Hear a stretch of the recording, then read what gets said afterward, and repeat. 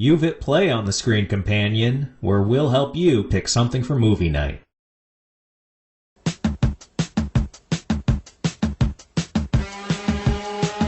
In this episode, we're talking neo-noir thrillers. We've got The Driver from 1978, as well as Thief from 1981. In The Driver, the title character provides his getaway services to the criminal underbelly of Los Angeles. A detective on special detail makes it his mission to arrest the driver and sets up a sting to do it. Working with robbers he doesn't trust, one of which is a rat for the cops, the driver will have to use his wits and wiles to stay out of the clink and out of a grave. So the main character, simply called the driver, is a template for movies that came after, like Ryan Gosling in Drive, maybe Jason Statham in Transporter. Max, what do you think of Ryan O'Neal as the driver?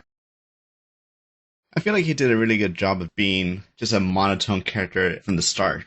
Straight up, I'm here to do business, I'm just here to drive. Everything else that happens, I don't care about. I'm just the wheel guy.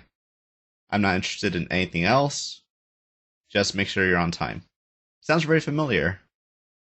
And he says he hasn't been caught, so it aligns with his personality. You would have to be that guy in order to stay on the street as long as he has. I thought he looked too normal at first, but then there's a lineup early on, and I realized it makes more sense. He would stay out of prison this long by not looking like a crook. He doesn't scowl. He's not being a tough guy. You want to look average when you're in a lineup. He definitely looked like the typical 70s. I'm just wearing my Canadian tuxedo and I do my thing. Bum it from day to day. He did give off that impression to me. Yeah, everything about his appearance, no tattoos, no distinguished jewelry. Just a guy with sunglasses. That was it. And what was it, sandy hair, I think? That's what he kept saying about him. What do you think when we see how he lives? There's really nothing in his place. Do you think he's a psychopath? I mean, if you look at how a lot of guys live today, they have a mattress on the floor, they have maybe a milk crate with a TV on top, and they're happy with that. Nah, this guy knew exactly what he wanted from the get-go, what every man wants, just a place to sleep. And that's it. If it were up to me, I'd probably live in a very similar way too, except I just end up developing hobbies as time goes on. This guy, he was just living just to get money. And lots of it. You and I, we explored Ryan Gosling in Drive. And I remember that character, I thought he didn't have a whole lot going for himself. But compared to Ryan O'Neal in this movie, Ryan Gosling almost comes off as normal. He was a little quiet, but he did stuff at home. Why, as the driver in this movie, I think he would just go out and look for the next job, go to that weird seedy bar where he would have his contacts. He had a bit more of an outside life in that sense. Gosling looked like he wanted to hunker down inside his home and stay away from society. Except for that neighbor. He wanted into that neighbor's pants, but that was more out of convenience, I think. So this movie, being a product of the 70s, has a lot of 70s cars in it. How would you describe the car industry of the 70s? Earlier on, they really wanted to focus on performance and muscle cars. That's when they started developing things like the Mustangs back in the mid to late 60s. But around the early 70s, there was an oil crisis where it made everybody start tightening up on how much gas they use. So suddenly we went from big old V8s that would start chugging gallons of gas by the mile. We suddenly had to start scaling down the engines and making them more wimpy. Except for a select handful of cars that actually kept their power. That's basically what happened by the end of the 70s. A lot of these cars that they have a big overall build to them, but the engines, if you look at the numbers, they don't really compare as well as they do nowadays. Let's say, for example, the first car that you see in the movie. If you look at that car now, it basically compares to what you would find in like a Toyota Corolla. It makes about that much power. But it looks so much sexier, the body style, the Ford Galaxy 500. That's something they had going for them, just the styling. They were still good-looking cars that carried some of their DNA from the previous generation. And over time, they just started changing their shape because we need to fix things for the economy. We need to make things more fuel efficient. And that's where the downward spiral started. Aesthetically, what's your favorite car decade? It probably would be like the earlier 70s, just before the crisis. Because cars were like starting to get kind of crazy. They started developing bigger wings, trying to become faster and faster, and they were really trying to do some crazy experiments based off of what they had learned from NASCAR. I have very little knowledge when it comes to cars, how they work, the history of them. But I always think of cars of the 50s typically having very large bodies. Before the oil crisis hit, cars in the early 70s, how large were they? Between the 50s and the 70s, they definitely started scaling down a little bit. The 50s had big old cruisers that were meant to go miles and miles away from civilization toward the next part of civilization because America didn't have the infrastructure to actually have you go from place to place. Best example I can give is LA, for example.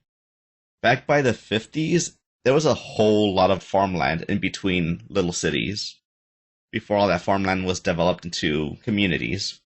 If you and your family wanted to go anywhere, you would literally have to drive for miles. And not like minutes, like half an hour, for example. I don't know, like 50 miles just to go to the next town over. So you needed cars that could go that far, that could cruise along the not so great roads, and everyone would be happy in the car in the meantime. But as everything started developing, they were like, okay, cars can be a little bit smaller. They need to start fitting into smaller parking spots in the big cities. By the 70s, when everything was like a lot more populated and developed, cars definitely started getting smaller by then. They started having to be less more like cruisers and more like commuters, essentially. So the driver, he drives multiple vehicles throughout the film. Makes sense, right? I wanted to ask you about the various rides he has. The first being that, I think it's a 1974 Ford Galaxy 500. It's that beginning police chase where we really get to have an introduction to the character and see him do his thing. What comes to mind as far as using that car for a car chase? Looking into it, it kind of made sense. You'd normally want a car that can compete with whatever cops are using, and the Ford Galaxy was basically the platform that most police cruisers were based off of. Oh. So they had very similar engines, very similar transmissions and suspension. If it was good enough for the cops, it should be good enough for you to get by. Especially if it was common enough that you could find it in most places. Which is where the driver finds it. He finds it in a parking lot. For a heist, it's not a bad choice. Become an active listener by joining the Screen Companion. Subscribe on YouTube, hit us up on X, and our Facebook group. Let us know your favorite episodes and what topics or films we should tackle next. Further support the host by buying his novel, Self-Recognition, a futuristic detective story, available on Amazon in print and digital formats. Now, back to the show.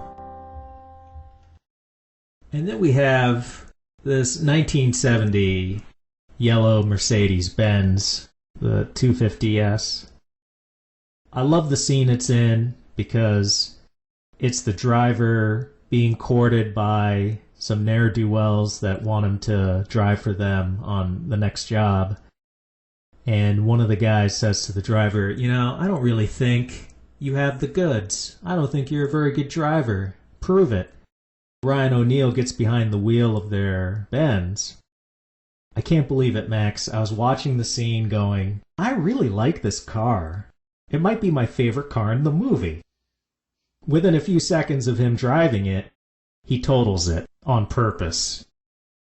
And the way I took that was he's telling the guys in the back seat, don't question me. I don't need to prove myself to you. I'm already the best. And so I'm going to screw up your car, which they probably stole anyway, but still, was proving his point. Smashing it to pieces, basically. What notes would you have to give us on that Mercedes-Benz? First, I had similar feeling to you about that car. You know, it's like a decent car that you use for like dignitaries or whatever. And I started thinking to myself, why is he trashing it? How is this proving anything? Maybe about halfway through the scene when I realized he's being methodical about how he's driving it, hitting it just right just to take off certain parts. He knows how far he can take the car, he knows how far it needs to be from the wall to take off the bumper or whatever. And honestly, at that point I started being impressed. Sad that he was breaking this car, but impressed at the same time. What a weird way to flex, huh? Yeah, right? It's like, I'm so good I can rip off the bumper in one go. I don't need to go back and do it 2 more times before I get it right. Alright, fair enough. Afterwards, after looking into the car a bit more, I was like, it's not really for me. It's not my speed. It's not really known for being fun to drive. It's more or less known for being driven in. So it's not really a driver's car, to say the least. It's more of a, just take me down to the grocery store and pick up my groceries while you're there. It's that kind of car. Oh, well, see, that's what's great about this movie is I don't think you could criticize it for over-explaining anything. So after hearing your take on that Benz, that could be another reason he messes it up, because he wants to ensure that they're not expecting him to drive that for the finale. It is not a good car for a getaway. Or it could be that he's just so used to driving sexier cars that maybe it's just his disdain for it. Because he's not driving a Benz any other time in the movie. Maybe he doesn't like the company. I don't know if he's that particular about what car he's driving, more or less as to whether or not it'll work for him. I think that's more of his deal, if anything. So then there's a 1977 brown Pontiac Firebird, which the driver uses to pick up a character only called Glasses after a bank job. And Glasses is the guy working for the detective, played by Bruce Dern. You wonder when he's gonna try to double-cross the driver. And there's only a quick scene of them driving to a warehouse, getting away from the bank job. But supposing they did have an extended car chase in that Firebird, do you think that would have been a good car for a car chase? Oh yeah, no, definitely. The Firebird was one of those muscle cars that still had a little bit of oomph into it. But after seeing how it drove and going up that little driveway, those cars were made so weird and differently back then. The way it just bounced up and down over and over. That's not something you want in a performance car, and much less a getaway car where you gotta be bobbing and weaving between other cars. It just makes me wonder how people were able to drive these boats back in the day. Well, they definitely didn't have those stupid little rear-view cameras telling them how to park. If you're too close, I'll start screaming. You're getting too close! But no, yeah, it definitely had the power, it definitely will get the job done. And it definitely was a popular car for young kids to have back in the day.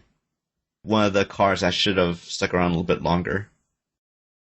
And then at the end of the movie, the driver is in a 1973 red Chevrolet C10 truck. And it could just be my inexperience with cars. When I saw him chasing after a Trans Am, I don't think of trucks being very fast. Enlighten me on that, Max. Yeah, no, you're pretty right on that. It was a really weird choice. I think it was mainly chosen just to be an inconspicuous car. You expect the getaway drivers to stick to fast cars that are hot and everybody wants. Nobody expects them to take like a work truck. And I was surprised to see how it actually handled pretty well, so I wasn't sure about what was going on with the C10 back in those times.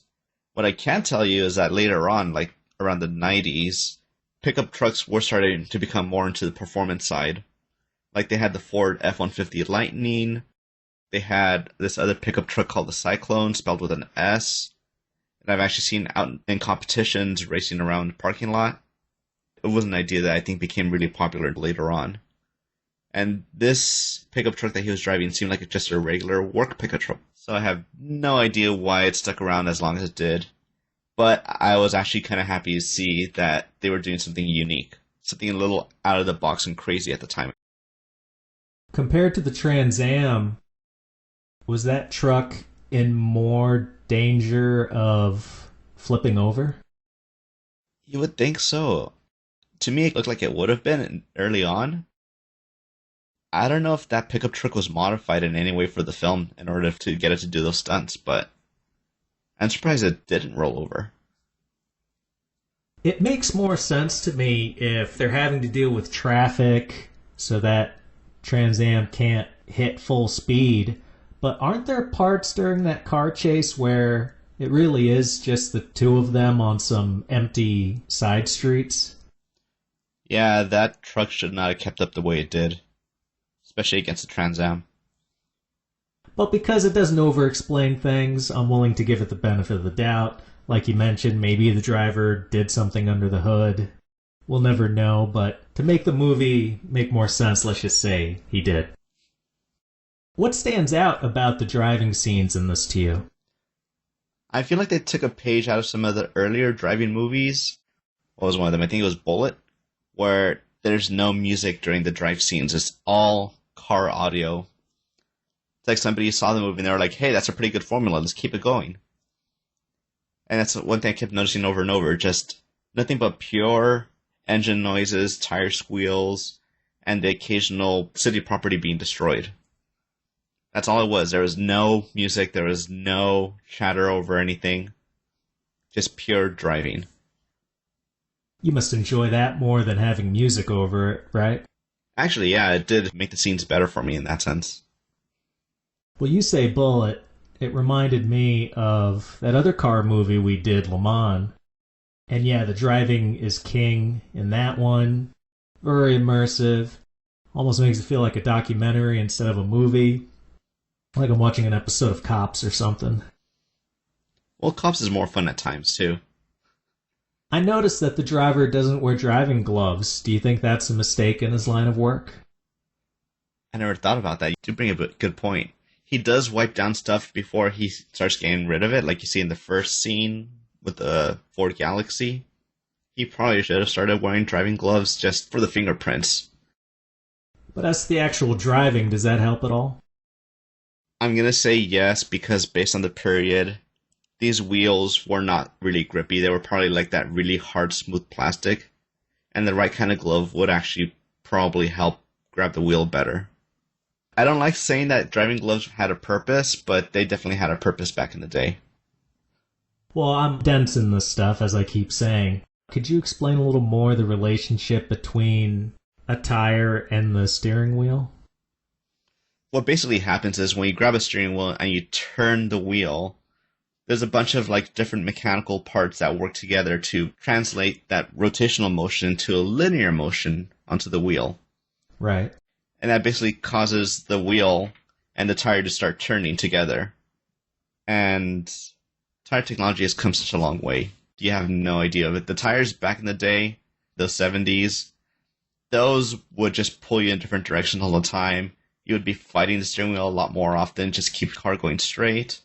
The engineers had to work around this back in the day too and just make the cars longer. And they had to design the suspension differently to keep the car going straight.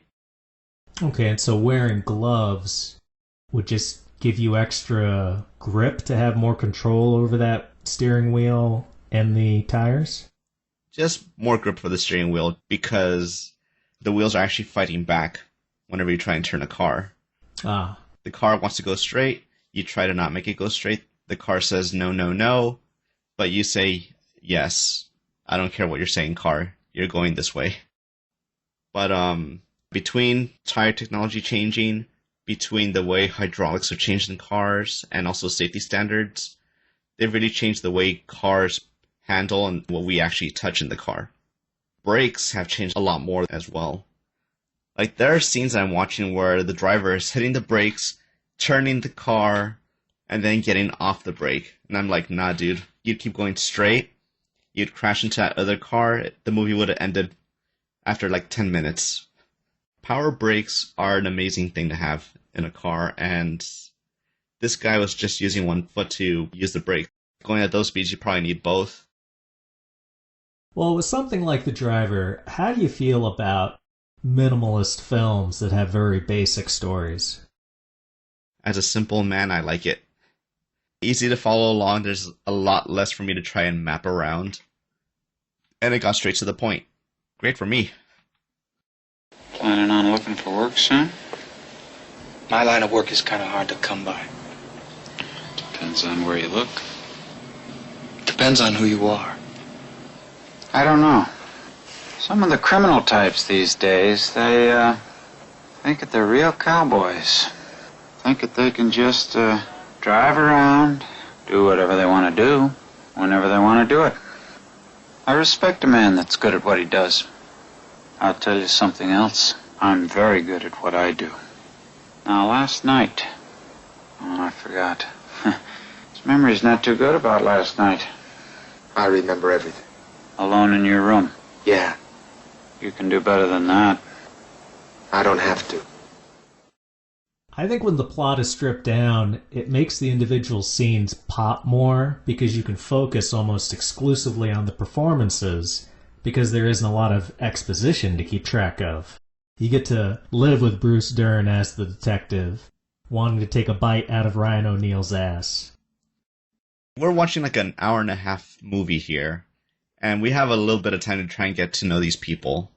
So, for me, it felt like the faster you can just spoon feed me who this guy is and what he does, the better I can relate to him, or not relate to him if I want to.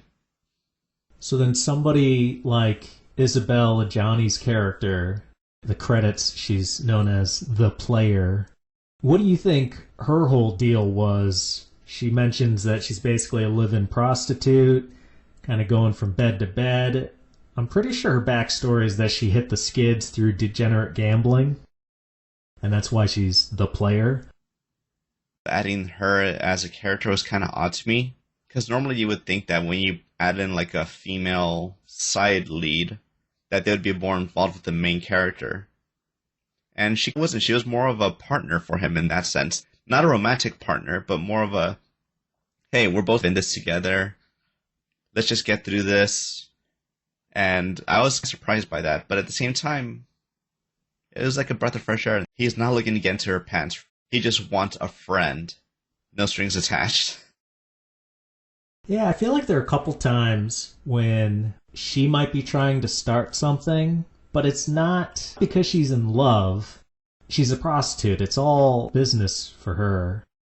And I thought maybe she was just trying to ingratiate herself with him. Because I believe she says at one point that money's running out and the guy she's mooching off of isn't that reliable anymore.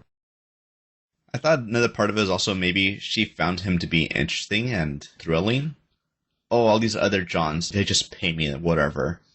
But you, there's something about you. There's some air of danger and I'm drawn to it. But at the same time, I want money. And they both seem very similar in that they have barriers up. The way they talk to one another, they almost come off as autistic. So maybe that's why she's drawn to him. We recognize each other in the room the moment we see each other, and we're like, I get you. Maybe she smirked once, but I don't think either of them get very effusive. There's that one scene when he had coffee thrown on his hands and he really got aggressive, but he held back because he knew it was a trap. He was just being baited. Yeah, I suppose if he was really autistic, he wouldn't have been able to keep a lid on his rage. I drink coffee, I don't wash my hands with it. He threw it on my hands. It's not fair. My wonderful driving hands, how could you? Do you like quiet protagonists? We're constantly being fed like characters who talk a lot. And sometimes the characters who talk less, I'm probably a bit more drawn to just because it's more of a keep things simple. This goes back to the premise of I'm a very simple person. As long as the lack of chatter is made up for with actions, I think silent main characters are great. They show the driver doing his thing. It reveals stuff about him that other movies might tell through dialogue. In that opening chase, and at the end, at the warehouse, he plays chicken in both instances. He's tough, he doesn't flinch. Much better seeing that than having him explain to Isabella Johnny or Bruce Dern how badass he is. This goes back to the earlier scene. I'm not going to tell you how good of a driver I am. I'll show you. Besides the chases, is there another aspect of the filmmaking that stands out to you? Probably the whole plot with the detective. Just this whole cat and mouse game they're trying to play with each other, where they're both in it, quote unquote, for the game. This detective would start doing illegal things just to keep this game going. That's something that kind of drew me into the story as well, which I felt actually had a better payoff in that sense. It just gave a bit more of a device for the plot to keep going, as opposed to, oh, this guy just does job after job, and that's it. There's no extra little spice or anything to go along with it. But this whole detective plotline added that, and that made me happy. I think the city is portrayed in a very cool way. Cool as in muted emotionally. Lots of it takes place at night, bunch of fluorescent lighting, but they don't get stylized with it like Thief does. It still feels very real. Downtown LA in the movie doesn't look all that different than present day, save for the giant, ugly television billboards they have now. I think it looked better then, far less commercial. Initially, I didn't even know it was LA until I started seeing the street signs and thought, that looks like someplace I know, and I started having to pause the movie and do a quick Google search, figure out the intersections. And then when I saw Union Station, I was like, okay, yeah, that's definitely the same building. It's all definitely the same from the 70s. Yeah, it was better back then too. There was a whole lot less people and things to ruin the city landscape. Like, how many times would you say you've been in downtown LA in the last 2 years? Jeez, maybe once or twice, and that was just driving through it. Yeah, so that makes more sense that it took you a while to recognize the layout, because when I was living in LA, I had a car, but I preferred walking as much as I could, and I would walk all over the place. I already felt like I knew it was LA, but I did keep an eye out for the street signs just to confirm it for me. And then it's like, oh yeah, I've walked there, I've been down that alley. Oh my god, they shot it there. I didn't know that. Yeah, I initially thought it was actually more New York because of just the trash on the streets. And then I was like, oh, so we used to be like New York. We're not any better now, but still. What was your favorite scene? That scene on the train where the guy is running around trying to avoid the detective. For some reason, out of everything else in the movie, that one actually drew me in because it was more suspenseful for me, I think. It almost felt like something out of Mission Impossible. You got the guy who switched some money with the driver, so this guy has got a briefcase, and then Bruce Dern gets on that train, and he starts hassling people. You wonder, like, oh, how is this criminal going to get out of the situation? And then he hides in the bathroom, takes somebody else's briefcase to show the detective when he knocks on the door. Did you like the little shootout at the end of that scene? It wasn't a bad shootout. I felt like it just ended a little too quickly because, I mean, what more can you do with a bathroom on a train? There's not a whole lot of space. If we apply real-world logic to it, sure. And I think that's one way that this movie is very 70s. When action is happening, it doesn't happen that long. But if we had the same scene in a Jason Bourne movie, I bet you they could have stretched it out a few more minutes and had some fighting in very tight quarters. There would have been a bit of hand-to-hand. I guess it was more realistic in that sense. Oh, he fired and I fired back and he fell through a window and gravity messed him up. What can I say? My favorite scene was after the player helps the driver beat that lineup at the beginning, and the pair are talking in her apartment when the detective comes up and tries to get her to recant. All the while the driver is sitting in the dark in the bedroom. That driver's such a freak. Gosh, the cook chair. And he's got the door open too. And he doesn't even seem that bothered by the fact that the detective's in the living room. But at one point, you can see through the door into the bedroom, and the driver's just sitting there in the dark. And it's like if the detective just cared a little bit to look around the place, he would find him there instantly. Now that you mention a scene like that, there was another thing I was doing while watching the movie. I was also looking for moments where I could see things that broke the immersion. I don't know why I started doing this with this particular movie. There were moments where I could look into car reflections and see the cameraman. Oh, well, that stuff can't be helped, and they didn't know high definition was going to be a thing. Not only that, but there's actually some good ways that they try to hide it.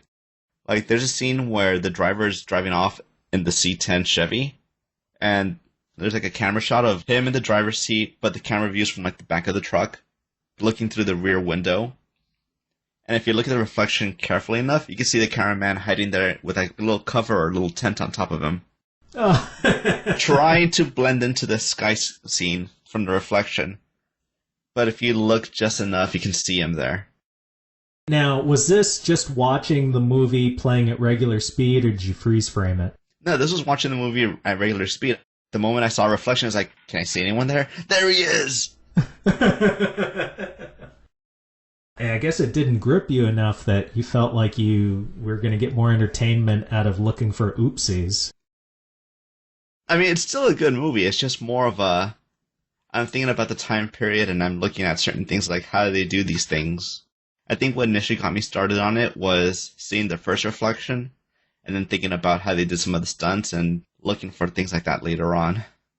I only caught like 2 things, so I don't know. I think that speaks to the film, the fact that it made me break my little game for a long time before I had another moment to take a breath. What do you think could improve the film? Overall, the film was pretty good as it was. They didn't have over-the-top stunts. They kept the story pretty simple for someone like me. They had enough conflict, I feel like. I'm not sure if I can really add more to the movie, if I'm going to be honest.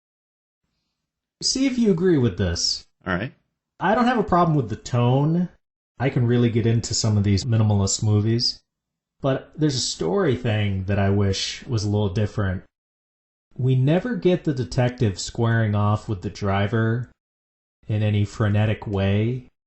Give me one mid-story chase scene where Bruce Dern is going after Ryan O'Neal, and he can't be certain it's the driver, so he has to catch him in the scene for an arrest to stick. And of course the driver would get away, but it would be one more significant action scene to show us the driver being cool. Like, it's 90 minutes. You can add another 5, and it'll still be concise. No, I'm not going to agree with you on that one. I'm not sure if that would have helped. Because, first of all, the detective already knew he was setting up the driver for a sting operation. Why would he risk it on a smaller charge where he can just wait after having everything else set up and just catch him on the bigger charge of money laundering after this big old heist?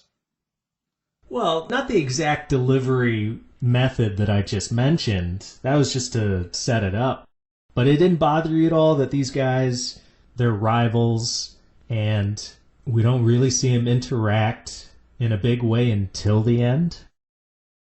He does a lot of taunting early on. I felt like for somebody who would just go to this other guy's place is already pretty brazen enough, especially telling him, hey, I want to challenge you. Here is the little trophy I found from you earlier. Throwing the gauntlet down. Let's see who bests who.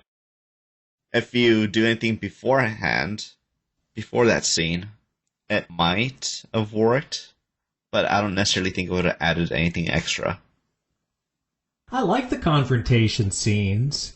It's just that the driver inherently says so little. Just about all the dialogue is sucked up by Bruce Dern. So I don't really get that back and forth that I really want a good example of. But yeah, that's really the only thing. If they dug that up out of a vault and re-released this movie, I'd watch that. I don't know, it feels like the spiritual successor to the driver would have been the transporter. It's practically the same in terms of, like, the name of the movie. Yeah, the next one will be the conveyor. There you go. So before we go on to our second film, how would you say your at-home movie viewing habits have changed now that you have two young kids in the house? When you want to watch something that's more mature, something not for them, what sort of process do you go through to do that? The first step is to put them both to sleep, and then the second step is to survive. So we do all these things to try and get the kids to sleep, where we put on a sound machine, we darken the room, and we just generally hang out with them so that their anxiety doesn't go up and they lull themselves to sleep. But in the process, your body learns to fall asleep to the white noise that you're putting on to make them fall asleep. Oh. So you're in the room trying to put them in bed at like 8:30, and suddenly you wake up and it's 1:30 in the morning, and you haven't showered or eaten dinner. My whole night's just gone. I'm just gonna change my clothes, brush my teeth, and go to bed. But on the off chance that you fight off the Sandman, you stay awake, and they go to sleep before 10 o'clock, that's basically when I sneak out of the room and like go to my home office and try to put something on my TV or on my PC to watch. With your headphones on? Well, no, I don't need to have headphones on. My office is so far away from their bedroom, and there's so much white noise going on that I can actually have the speakers at a reasonably loud volume, and I can still enjoy everything I'm watching. But it definitely means that whatever I'm going to watch, I have to be done before 1 a.m., or before one of them wakes up and starts needing help to go back to sleep. So, our second movie of the day, Thief, which gives us James Caan as Frank, a career criminal who specializes in busting into vaults, trying to do one last big score before retiring. Big boss Leo gets Frank to work for him, and it turns into a crap show as the independent thief gets his reins tugged on. Dirty cops are putting pressure on him. Leo won't let him do the one job and pay him the full fee. What's an ex-con got to do to live the American dream? Earn an honest living? How would you describe James Caan's character? He was confusing at first because I was trying to piece together what kind of person he was. But over time, as there was more development, I kind of understood that he was literally just a guy who wants to live his life. He wants to help those around him, the people really close to him. He wants to help those people. And he does not seem like a bad guy. He just seems like he was put in a rough situation and he doesn't know how to handle certain things that normal people would be able to handle. I can see a couple of people I work with being similar to him. I don't think I would say he's got autism, but do you think there's some other condition he might exhibit? That one scene when he was trying to adopt a kid definitely tells me that he has a bit of a anger problem. I wouldn't say it's like bipolar or anything like that. I'd say it's more that he didn't really learn how to properly regulate his emotions depending on the situation. Yeah, anger management, for sure, he needs some. It's one thing to be the way you are while you're committing a heist and everything. The way he handles social situations when there's people around tells me that he didn't have the right childhood in order to develop those skills, which I can relate to.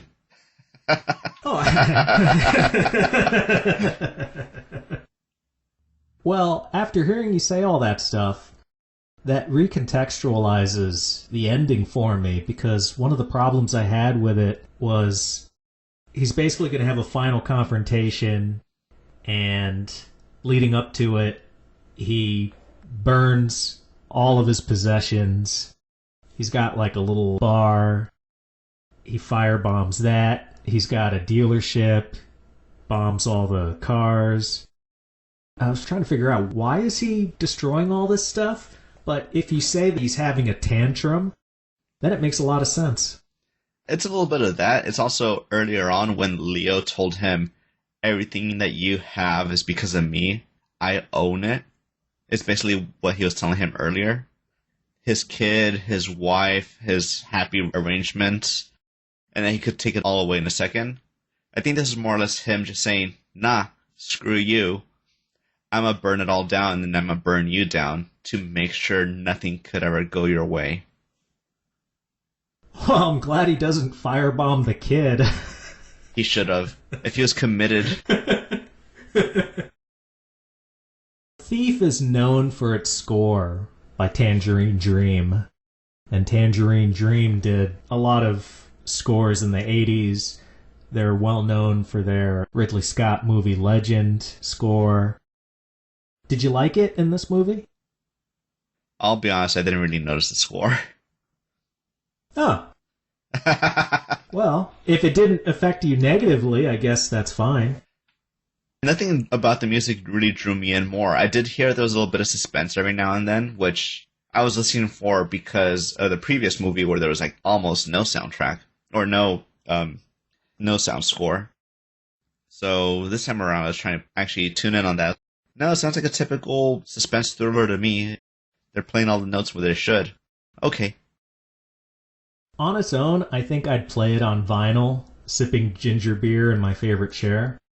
But as it relates to the imagery it's placed under, I found a lot of it too big for what was on screen. When music is that large and in charge, I want a fight scene, a car chase, not watching a guy spend a couple minutes drilling into steel. It's like the music was trying to make boring images more peppy, and that's hard to pull off. But you didn't notice it at all, so...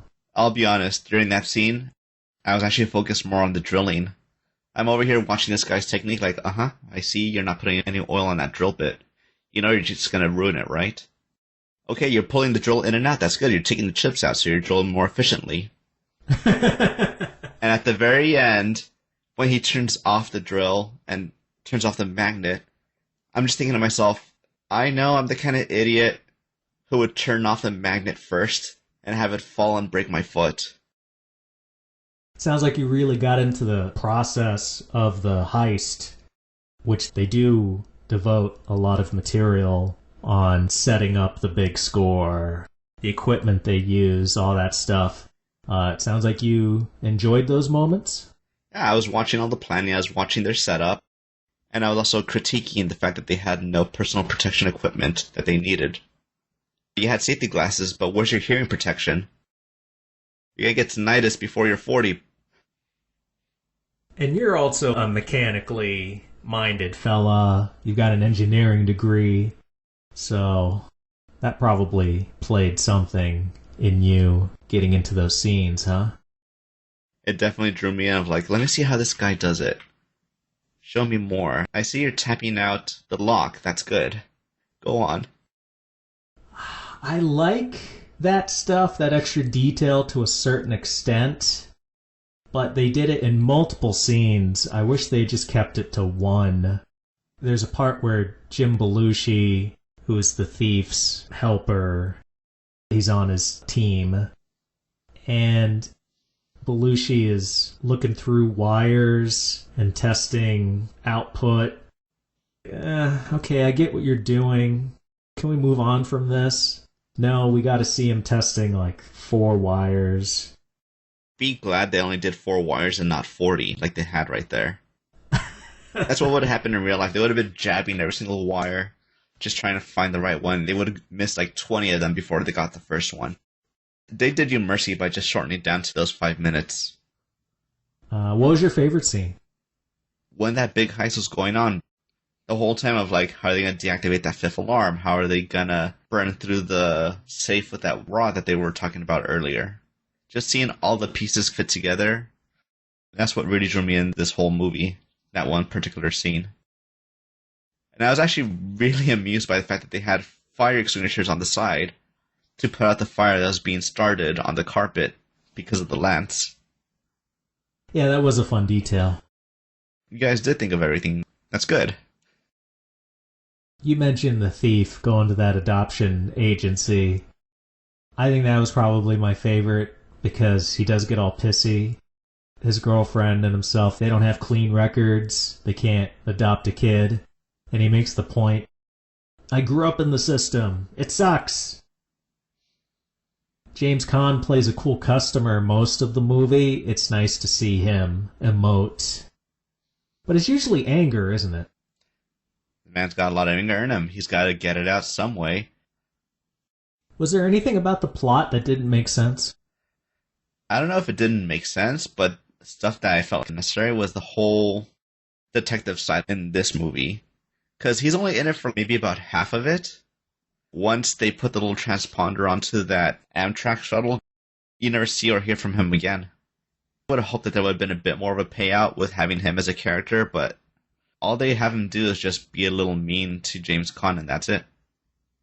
In The Driver, Bruce Dern wanted to catch the driver committing a crime, whereas in this movie, Thief, the cops are corrupt, and they're really only on to James Caan because they want a piece of the action, not because they really want to stop crime in the city. I was also wondering, after that tracker scene on the bus, oh, they're not coming back? We're not having any scenes with them for like the last half hour? They know where he lives. We just got taken out of town. Can somebody go back and check on his house, see if he's there? Would have been that easy. They had a scene where they beat up on him in an interrogation room.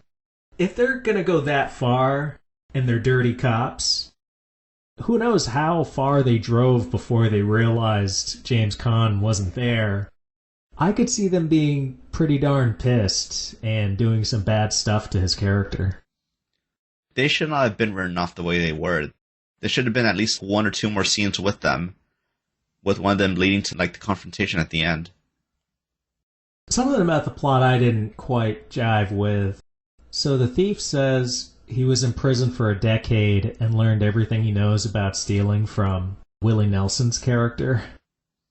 I don't buy there could be much of an education inside the walls that would translate to him being as good as he is. How do you teach drilling into vaults on the inside? Do you go to the prison wood shop? Alright, just pretend this wooden plank is a piece of steel. You want to make sure they move the drill in and out to clear out the chips. I want you to look intently at this drill while I turn on this Walkman with some ambient music. Oh man, you mentioned the stuff with the cops. That would definitely improve this movie. I think also, as soon as Leo comes into the picture, it's obvious he's going to screw the thief over. They do nothing to throw us off the trail, so when it happens, it makes the thief look like a total dumbass. We're ahead of the career criminal for most of this movie. I want an extra twist somewhere. Maybe one of Leo's goons comes to the thief and tips him off to the double cross. They join forces so that there's some question as to how the confrontation plays out, but it's so straightforward. And I saw it coming a half hour into this movie. Now, here's the thing. Did you see it coming because you heard the conversation happening before they initially talked? Or did you see other signs after that conversation that would tell you that he's going to be screwed over? I knew he was going to be screwed over their first meeting. It's nighttime. They got their car lights on. They're hashing out what the thief is owed on another job. And then Leo's like, yeah, you should come work for me. Look at this guy. It's obvious he's an asshole. He's going to screw you. If I didn't have that initial conversation, I probably wouldn't have seen it coming, to be honest. Huh. For me, it was actually more around the part of I was trying to adopt a kid, and you have people who talk to you about that, even though I never brought it up. That, for me right there, would have been like, okay, I can't trust you. You're too suspicious. You're trying to offer me things I can't get. Obviously, it means he's keeping tabs on him. In prison rules, somebody offers you something. If you have no way to pay them back, don't take it. How are you going to pay back somebody for helping you get a kid? That's not going to happen. Yeah. Once I figured that Leo was going to screw him over, I was thinking, well, what cool way could he screw him over? And I thought maybe the crooked cops would come back toward the end, and it could come out that Leo is in league with the cops, kind of like Jack Nicholson in The Departed. That would have been great, actually. Yeah, he feeds him cases once in a while, and because he knows that James Caan is too independent, he's like, oh, well, I'll just throw the cops a bone and set this guy up. That would have been a little more interesting. Yeah, definitely would have incorporated everybody better.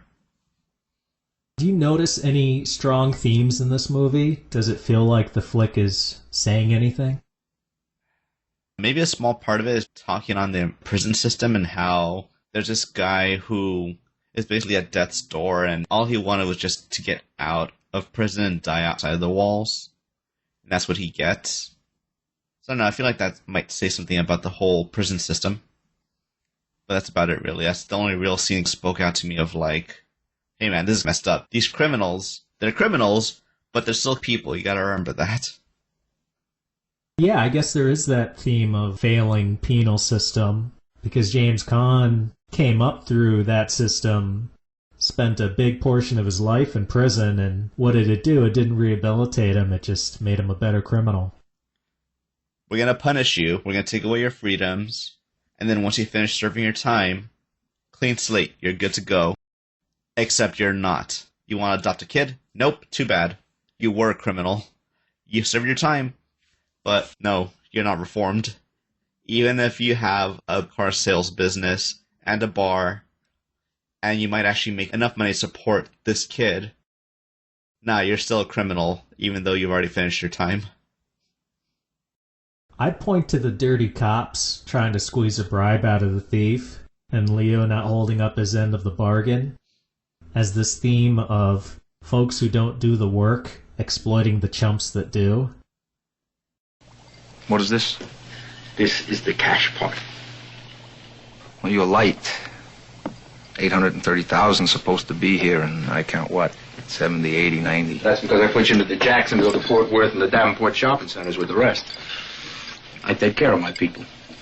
You can ask these guys. Papers are at your house. It's set up as a limited partnership. The general partner is a subchapter S corporation. You got equity with me in that. Well, count me out. I thought we had this good thing. Plus, I got a major score in Palm Beach for you in 6 weeks. Talking to me or somebody else walking this room? What's that supposed to mean? It means you are dreaming. This is payday. It is over. You know, when you have trouble with the cops, you pay them off like everybody else because that's the way things are done. But not you, huh? No. They don't run me, and you don't run me. I give you houses, I give you a car. You're family. I thought you'd come around. What the hell is this? Where is gratitude? Where is my end? You can't see day from night. I can see my money is still in your pocket, which is from the yield of my labor. What gratitude? You're making big profits from my work, my risk, my sweat. But that is okay, because I elected it to make that deal. But now, the deal is over. I want my end, and I am out. It's like the thief is a champion for the blue-collar worker toiling away and getting taken advantage of. I was about to say, is that a comment on capitalism? Ah. I suppose you could go that route. I don't know if I'd really want to back you up, though. To round things out, which of today's movies did you like more? I'm going to stick to The Driver. I don't know, something about him felt more relatable, and I guess because it was a shorter film, it was easier for me to swallow. As opposed to The Thief, where there was a lot of characters. Yeah, there was names thrown out, and I had to keep trying to remember who was who, and that just kind of made it a little harder for me to keep up. Keep trying to tie everything back together to what happened beforehand, only to have part of the plot thrown away at the last second. Why even bother? Why have the crooked cops there? And did it ever happen to you where the sound design in Thief, it's like they're talking about important stuff, but either the score or noise in the background, you can't quite hear the dialogue? I didn't really have that problem because I was watching it with closed captioning. Oh. Yeah. Well, you cheated. Closed captioning was a bit more distracting in the sense I keep having it open and make it full screen to half screen because I want to look up stuff in the middle of the movie every now and then. But when I pause it to start looking stuff up and I go back to it, the closed captioning is all blown up, like half the size of the video, and I'm like, what happened here? I gotta fiddle with it a bit before it goes back to normal. See, you're bouncing around too much while you're watching the movie, kid. What are you, a Gen Zer? I need to have the movie running while I have a video clip of Subway Surfer playing, and I have a third video where somebody is making some delicious fruit. I would also pick The Driver over Thief. I think The Driver does minimalism better. Thief is flashier. They do love their wet streets at night to get those beautiful reflections. But the shootouts and explosions don't make it any more interesting. I think The Driver actually is a little bit more fun. I had a better time with it.